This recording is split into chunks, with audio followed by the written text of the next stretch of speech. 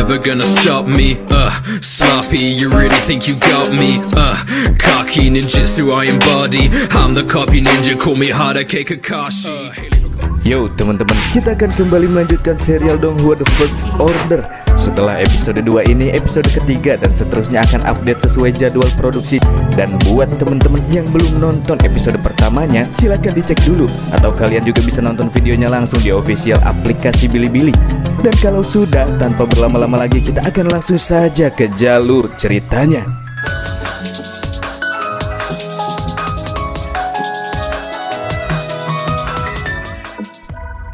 Di dalam ruangan misterius yang disebut oleh Xiaosu sebagai ruang istana, di sanalah ia kini berada. Sambil memegang 2 lembar kertas skill pembelajaran kemampuan tingkat dasar, MC merasa memang ia sudah menyelesaikan misi untuk membantu Li Xiaosu sebelumnya. Namun ia tidak menyangka misi pembebasan lawan juga sudah berhasil ia tunaikan. Dari sini Xiaosu menganggap apabila penilaian istana ini nampaknya sedikit tidak bisa diandalkan dan bisa ia kecoh-kecoh sedikit. Bersamaan dengan itu muncul pula sebuah side quest yang meminta Xiaosu untuk mendapatkan ucapan terima kasih secara tulus dari 100 orang. Di sini ia telah memperoleh sebuah ucapan terima kasih dari Li Xiaoyu, dan selanjutnya dari mesin ketik di depannya muncul pula sebuah koin emas. Dan terbesitlah sebuah ide di benaknya, di mana Xiaosu lantas menyuruh adiknya mengucapkan terima kasih kepadanya. Permintaan Xiaosu yang aneh dan terlalu tiba-tiba malah membuat si adik merasa ngeri. Namun pada akhirnya Liu Yuan mengucapkan terima kasih karena kakaknya sudah menjaga dirinya selama ini. 1 koin emas pun kembali muncul dari dalam mesin tik, menunjukkan jika cara yang MC terapkan tidaklah sia-sia. Karena merasa masih belum puas, Xiaosu kembali memaksa adiknya untuk kembali mengucapkan terima kasih. Namun kali ini tidak terjadi apa-apa. Dan ya, itu dikarenakan adiknya kali ini tidak mengucapkannya secara tulus. Namun kendati demikian, MC masih terus memaksa adiknya mengucapkan terima kasih dengan berbagai cara, yakni meminta adiknya berterima kasih dengan suasana hati yang tepat, menambahkan emosi pada ucapannya, serta mengubah-ubah ekspresinya. Iya, setelah koin kedua tidak ada lagi koin yang muncul walaupun Xiaosu sudah mencoba mengakalinya. Kelakuan sang kakak juga membuat Liu Yuan yakin apabila kakaknya ini sakit mental seperti apa yang dikatakan oleh orang-orang. Karena ucapan Liu Yuan membuat MC agak jengkel, pada akhirnya ia pun memberitahukan bahwa ia sudah membangkitkan kemampuan khusus.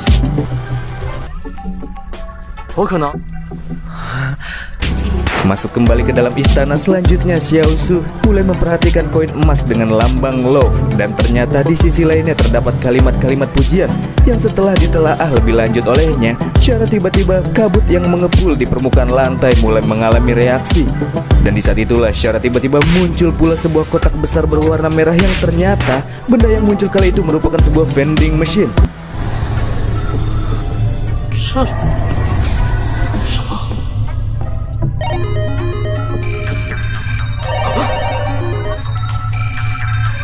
Setelah menemukan sebuah lubang dengan instruksi gambar memasukkan koin, tanpa basa-basi MC pun langsung memasukkan sebuah koin yang ia pegang. Dan dari sebuah kotak dengan logo kunci di dalam mesin tersebut muncullah sebuah botol berwarna hitam dengan tulisan obat yang kemudian diangkut keluar oleh mesin tersebut.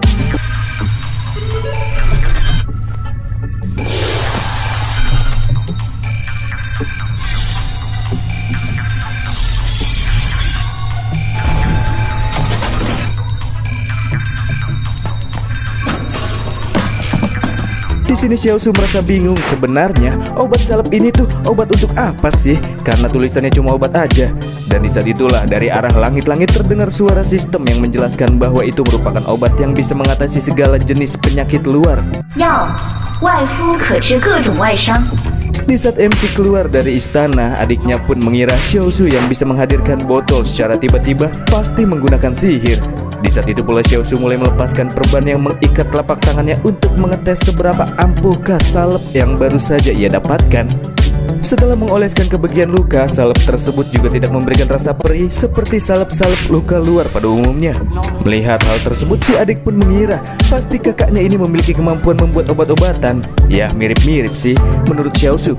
Namun ia membutuhkan ucapan terima kasih yang tulus dari seseorang untuk menciptakan obat seperti ini. Lalu Xiaosu bertanya kepada adiknya, kira-kira apakah yang mesti ia lakukan bila ingin mendapatkan ucapan terima kasih dari orang lain dengan cepat. Menurut si adik, kakaknya ini bisa melakukan hal-hal baik di luar rumah, contohnya seperti memberi makanan kepada orang-orang yang lapar. Muka gile. Terus kalau makanannya dikasih orang, kita makan apa? Ucap Xiaosu sambil marah-marah. Setelah memperoleh kemampuan ini, Xiaosu juga merasa heran. Kenapa kemampuan miliknya dan juga si adik itu sangat aneh bila dibandingkan dengan orang lain. Misalnya Liu Yuan yang memiliki kemampuan wish atau keinginan. Dia setiap paginya mencatat keinginan untuk membuat orang lain beruntung. Akan tetapi kemampuan tersebut malah tidak berlaku untuk dirinya sendiri. Sementara orang lain mendapatkan keberuntungan, Liu Yuan justru malah harus menerima sakit. Dan bahkan jika keinginan itu terlalu berat, ia akan jatuh sakit selama beberapa hari. Di tengah renungannya, Liu Yuan pun melihat bintang jatuh dan bermaksud untuk membuat sebuah keinginan. Namun sebelum itu terlaksana, si kakak langsung menghentikannya. Liu Yuan juga langsung mengalihkan topik dengan pertanyaan mengapa bintang jatuh yang ia lihat hilang terlalu cepat. Menurut pemikiran Xiaosu yang nyeleneh, itu dikarenakan bintang tersebut kabur karena tidak mau Liu Yuan sampai-sampai membuat keinginan. Pada malam itu Xiaosu pun terus memikirkan bagaimana caranya untuk bisa mendapatkan ucapan terima kasih yang tulus dari orang lain. SD Tadika Mesra 113 merupakan sebuah tempat di mana Liu Yuan menimba ilmu. Di pagi yang cerah itu, Xiaosu bersama dengan Liu Yuan baru saja tiba di sana, dan sebelum masuk ke dalam kelas yang belum dimulai, Xiaosu menyuruh adiknya main bola bersama teman-temannya dulu. Sedangkan MC sendiri akan menemui Pak Mister Guru yang bernama Mister Zhang, di mana Xiaosu datang sekalian untuk membayar biaya sekolah adiknya. Nampak terlihat Pak Mister Guru Zhang kala itu sedang mengurus kebun kecilnya. Sambil mengerjakan hobinya tersebut, ia juga mengatakan kepada Xiaosu bahwa Mister Zhang kerap kali melihat Xiaosu yang datang sangat cepat untuk menjemput adiknya sepulang sekolah dan berdiri di halaman sekitar kelas. Ya, Mister Zhang tahu kalau Xiaosu sebetulnya secara diam-diam sering memperhatikan pelajaran. Tidak menyangkalnya, Xiaosu menjawab jika dirinya itu sangat tertarik untuk belajar, akan tetapi ia tidak mempunyai biaya yang cukup untuk membayar uang sekolah. Selanjutnya Pak Mister menjelaskan bahwasannya anak-anak yang disekolahkan di sini itu rata-rata dipaksa oleh orang tua mereka agar anak-anak ini paham tentang literasi dasar dan sekedar berhitung. Setelah itu mereka bisa bekerja di pabrik yang ada di tempat tersebut. Namun karena paksaan para orang tua inilah menyebabkan anak-anak di zaman ini tidak terlalu antusias dalam mengikuti mata pelajaran. Jadi orang yang tertarik dengan pelajaran seperti Xiaosu itu sangat jarang dijumpai. Di luar topik tersebut, Xiaosu di sini juga sempat bertanya tentang keresahannya yang sempat ia temui pada saat mendengar pelajaran Pak Mister sebelumnya, di mana Pak Mister sempat mengatakan sebelum terjadinya bencana yang menyebabkan era kacau ini, 200 tahun yang lalu para manusia telah membangun teknologi yang canggih, namun pada akhirnya segalanya hancur karena bencana. Dari pernyataan Pak Mister yang satu itu, pertanyaan dari Xiaosu adalah kenapa manusia tidak kembali membuat teknologi seperti di masa lalu? Memang semua teknologi telah hancur, tapi kan manusianya tidak. Pak Mister selanjutnya menjelaskan, setelah terjadinya periode bencana, lingkungan yang ditempati oleh para manusia menjadi sangat buruk. Hal ini berdampak pula pada manusia yang kesulitan untuk bisa bertahan hidup. Ya, bertahan hidup aja susah, apalagi harus melakukan penelitian ulang. Sambil membantu Pak Mister berkebun, Xiaosu juga lanjut bertanya, apakah manusia tidak bisa membangun peradaban seperti di masa lalu dengan memanfaatkan dan mempelajari data-data peninggalan dari masa lalu, sehingga mereka tidak perlu melakukan penelitian ulang dan bisa menghemat waktu. Pak Zhang pun menjawab, sayangnya setelah terjadinya bencana yang menyebabkan teknologi hancur, orang-orang harus belajar dan memulai segala hal kembali dari titik nol. Dari apa yang diketahui oleh Pak Mister, memang benar terdapat data-data penelitian di masa lalu dan tidak semuanya rusak. Akan tetapi data-data tersebut kini berada di tangan beberapa orang saja, ungkap Pak Mister sambil menatap ke arah benteng. Sebelum kelas dimulai, Xiaosu juga mengajukan sebuah pertanyaan terakhir, yaitu kapankah tembok perlindungan di tempat ini dibangun dan apa pula gunanya. Kembali dijelaskan oleh Pak Mister bahwasannya di dalam era ini binatang buas telah merajalela. Dari rumor yang beredar, ada pula yang mengatakan terdapat sarang serangga yang ganas, dan itulah yang memaksa manusia untuk membangun tembok benteng yang ditujukan sebagai tempat perlindungan dari ancaman para binatang buas. Pernyataan ini membuat Xiaosu heran, karena dari pengalamannya sendiri, kebanyakan para binatang buas itu takkan mengambil inisiatif untuk menyerang manusia. Lalu apakah benteng yang dibangun dengan tembok-tembok tinggi tersebut benar-benar digunakan untuk menghindari ancaman binatang buas, ataukah? Dalam hal ini Pak Mister menyuruh Xiaosu untuk mencari sendiri jawabannya, sebab sudah waktunya untuk memulai kelas. Selain itu, Xiaosu yang tertarik dengan pelajaran juga diperbolehkan untuk mengikuti kelas, namun ia tidak boleh masuk ke dalam. Pelajaran yang akan dibawakan oleh Pak Mister kali ini ialah kelas bertahan hidup. Ia berkata bahwa semua orang itu harus tetap waspada dan tidak boleh menganggap bahwa bahaya itu jauh dari mereka. Walaupun sekarang ada orang tua yang melindungi bocah seperti mereka, namun setelah dewasa mereka harus melindungi diri sendiri. Dan kali ini Pak Mister akan membahas terkait dengan hal apakah yang harus mereka lakukan ketika bertemu dengan serigala di alam liar. Di sini Pak Mister langsung mengarahkan pertanyaan tersebut kepada Xiaosu yang harus menjawabnya. Bersama dengan itu muncul pula sebuah misi yang berbunyi, haus akan ilmu itu memang bagus, tapi ilmu tersebut harus diajarkan. Yang intinya misi ini menyuruh MC untuk memberitahukan ilmu pengetahuan kepada orang lain, teman-teman. Nampak terlihat para murid merasa antusias mendengar jawaban dari pria yang jago bertahan hidup tersebut. Sampai akhirnya Xiaosu mengatakan jika mereka bertemu dengan serigala, maka yang perlu dilakukan ialah pergi ke lereng berbukit yang dikelilingi oleh pepohonan, karena itu akan menjadi tempat pemakaman yang indah. Ya, padahal para murid udah serius, tapi jawaban MC kayak orang gak serius. Namun faktanya Xiaosu memang serius dengan hal itu. Sebab Xiaosu sendiri adalah orang yang pernah merasakan akan kengerian dari teror para serigala yang memiliki ukuran tubuh besar. Jadi meskipun mereka hanya menjumpai seekor serigala, jalan satu-satunya adalah memilih sendiri kuburan yang paling indah. Setelah mendengar jawaban dari Bang MC yang tak terduga, pada akhirnya Pak Mr. Zhang pun menyatakan mulai dari sekarang Xiaosu akan menjadi guru pengganti di dalam kelas bertahan hidup. Hal itu diikuti dengan misi sebelumnya yang dinyatakan telah selesai, dan sebagai hadiahnya, di sini Xiaosu diberikan peningkatan kekuatan fisik.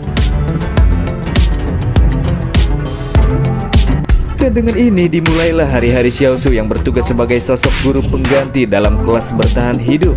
Setelah menjadi guru pengganti, sempat pula terlintas sebuah ide di pikirannya untuk bisa menambah koin emas di dalam istana. Xiaosu selanjutnya menjelaskan kepada para murid-muridnya bahwa Mr. Zhang yang kesehariannya selalu memberikan pengajaran kepada mereka itu sudah bekerja dengan keras. Maka dari itulah mulai dari sekarang MC mau para murid-murid ini mengganti salam mereka dengan mengucapkan terima kasih Pak Guru. Dan sekarang juga para murid langsung disuruh untuk mencoba mengucapkannya. 吃好了就说谢谢老师，所以以后上课大家不用说了。谢谢老师。来，咱们试一遍。 Tapi sepertinya cara yang dilakukan oleh Xiaosu tidak membuahkan hasil. Mesin ketik di dalam istana sama sekali tidak mengeluarkan koin emas kembali. Hal ini menunjukkan apabila para murid mengucapkan salam terima kasih Pak Guru secara tidak tulus. Dan tentunya sebagai guru yang terus memberikan pelajaran, banyak berbicara tanpa minum seteguk air. Tapi muridnya tidak bersyukur, membuat Xiaosu merasa sangat jengkel. Padahal tenggorokannya benar-benar terasa kering kerontang seusai mengajar. Dan di tengah-tengah kekesalannya, dari arah lain terlihat pula Onesan yang sedang menjual antingnya di pasar untuk mendapatkan beberapa uang demi bertahan hidup. Tapi si penjual malah menggoda Onesan, teman-teman. Hingga akhirnya Xiaosu yang masih merasa jengkel pun datang meminta Onesan untuk tidak perlu menjual antingnya, karena ia akan memberinya uang atas bayaran 3 tablet obat anti-inflamasi yang sebelumnya ia berikan. Melihat Onesan yang sempat menolak uangnya, Xiaosu pun kembali meminta wanita tersebut untuk mengambilnya. Xiaosu mengatakan kalau ini ia lakukan bukan karena ia tidak mau menerima cinta Onesan, dia cuma tidak mau ada kesopanan dalam hubungan mereka di masa depan. Bukan cuma kita saja yang dibuat bingung dengan omongan MC, tapi Onesan sendiri bingung. Sebenarnya ngomong apa sih ini anak? Mencoba tampil keren, Xiaosu pun menjelaskan kepada Onesan dengan menggunakan peribahasa. Walaupun peribahasa yang ia gunakan ini ngaco, tapi dia tetap pede, guys. 哥，你说的不对，周晨跟你喝汤了，而且咱沈家不都是一起吃肉吗？怎么办？对啊，我重说，我一口汤喝就有你一个碗，以后有我。 Dari perbincangan aneh tersebut, pada akhirnya hubungan Onesan dengan Xiaosu dalam hal persaudaraan pun semakin dekat. Dan mulai dari sini Onesan juga akan sering berkunjung ke bilik Xiaosu. Selanjutnya kita akan beralih ke sebuah klinik yang menjadi klinik satu-satunya di tempat pinggiran ini. Di sini kita juga akan diperlihatkan dengan seorang dokter yang nampak tidak mau membantu seorang pasien yang sudah sekarat. Meskipun istri dari si pasien sudah memohon, dokter tersebut tidak mau mengurus pasien ini karena ia tidak membayar dengan uang, melainkan membayar dengan beberapa kentang dengan alasan tidak memiliki biaya. Xiaosu dan yang lainnya yang melihat kejadian tersebut juga tidak bisa membantu apa-apa. Ngurusin hidup sendiri aja udah susah, apalagi ngurusin orang lain. Dan karena awan mendung yang membawa hujan asam semakin tebal, ketiganya pun melanjutkan perjalanan pulang. BTW, yang sempat kita lihat di awal-awal cerita itu ternyata juga hujan asam, teman-teman. Makanya orang-orang pada kelimpungan pas hujan turun.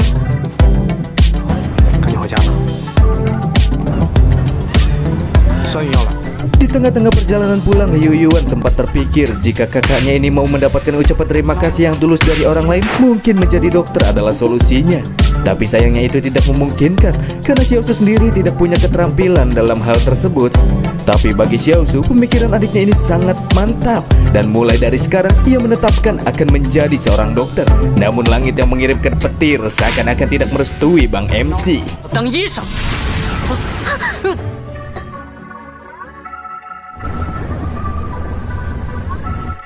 Keesokan harinya dan masih di sekitar area pasar, kita akan kembali dibawa ke depan klinik.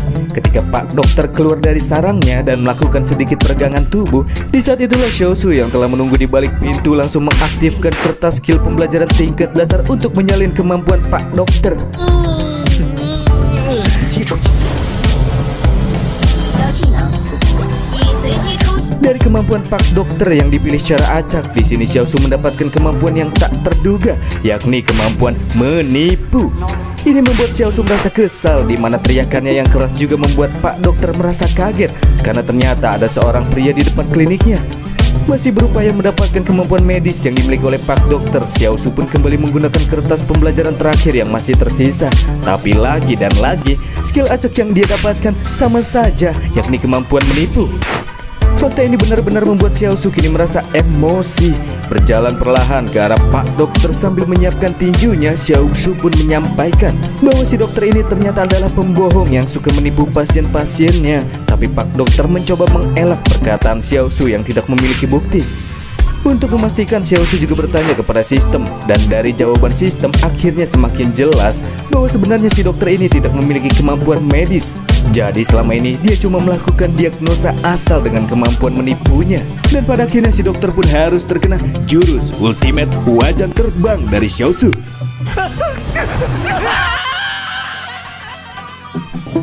Di malam harinya setelah kembali ke bilik, ada juga Onesan yang juga sempat mempersiapkan makanan kepada Xiaosu dan Liu Yuan. Selain itu, Onesan di sini juga bermaksud untuk sekalian menjahit pakaian-pakaian robek milik Xiaosu. Setelah menyiapkan hidangannya, Onesan juga bertanya-tanya tentang apa yang biasanya adik kakak ini makan ketika malam hari. Liu Yuan pun menjawab kalau mereka sih biasanya tidak makan malam, membuat wanita ini merasa khawatir. Padahal kedua bocah di depannya ini harus banyak makan agar bisa tumbuh dan berkembang di usia muda mereka. Di tengah-tengah makan malam tersebut, tiba-tiba saja Xiaosu mengatakan bahwa ia sudah memutuskan untuk membuka klinik tusuk yang berspesialisasi dalam hal penanganan luka luar. Dan Onesan akan menjadi perawat yang bertugas untuk menjahit luka para pasiennya. Meskipun Xiaosu tidak memiliki keterampilan medis, namun ia bisa menciptakan obat salep yang sangat mujarab yang terbuat dari resep rahasia berbahan herbal alami yang sanggup mengobati segala jenis luka luar serta mengurangi peradangan. Untuk membuktikannya, Xiaosu mulai melepas perban luka di telapak tangannya, dan ternyata benar saja, luka sebelumnya kini sudah tertutup dengan sempurna dalam waktu yang singkat. Xiaosu ingin membuat klinik ini juga dikarenakan para dokter di tempat ini tidak ada yang beres dengan pekerjaan mereka. Jadi untuk membantu orang-orang, ia akan membuat klinik tersebut. Menurut Onesan, masalahnya akhir-akhir ini hanya ada sedikit orang di pasar yang melakukan pertarungan, sehingga butuh waktu berhari-hari untuk bisa menemukan orang-orang yang mengalami luka tusukan.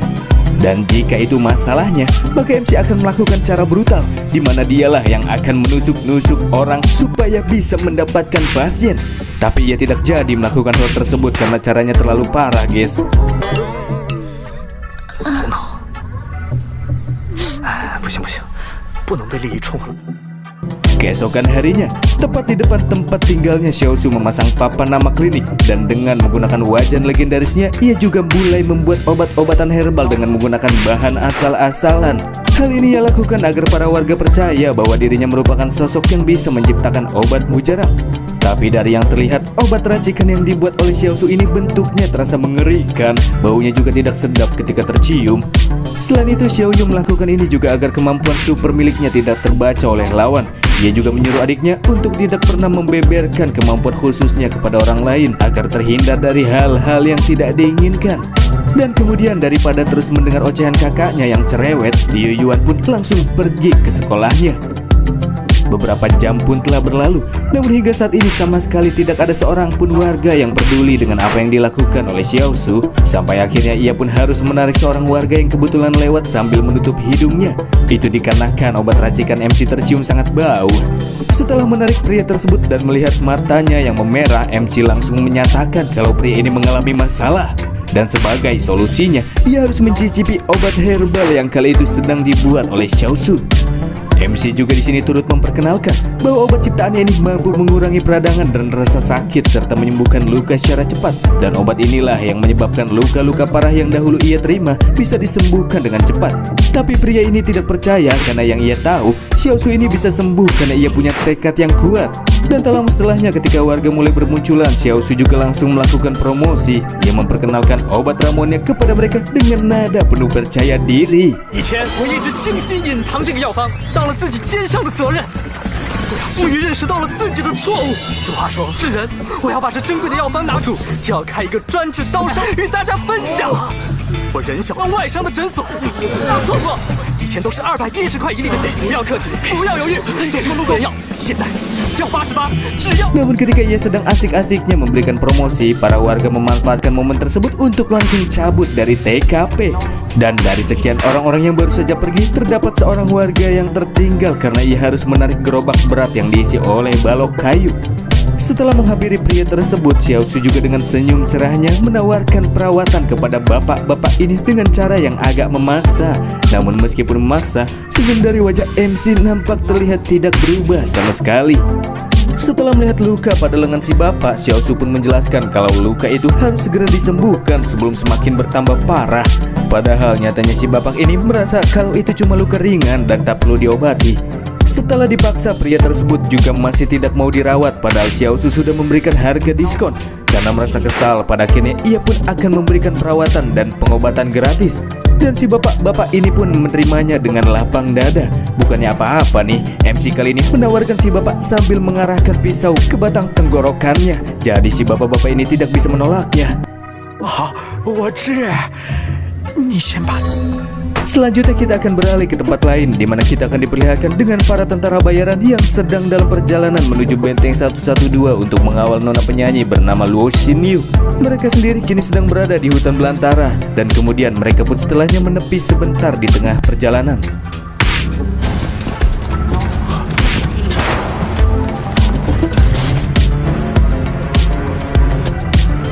Pemandu yang menggantikan Ren Xiao Su dalam perjalanan ini mengatakan bahwa mereka hampir sampai dan dalam 2 hari ke depan kemungkinan mereka sudah bisa mencapai ke lokasi tujuan. Namun, setelah wanita bertopi yang bernama Yang Xiaojin ini mengecek situasi, ia pun merasakan adanya sesuatu yang tidak beres.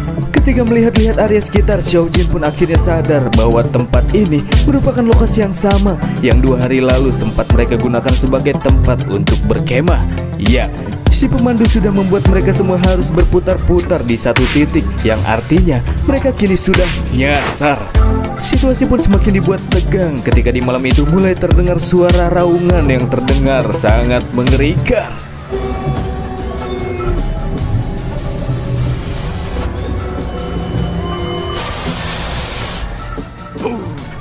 Dan itulah The First Order episode keduanya teman-teman. Meskipun Donghua ini mengkocak, tapi nanti ada seriusnya kok pas baku hantam. Dan sekian dulu dari saya. Terima kasih buat teman-teman yang udah nonton sampai akhir dan bye.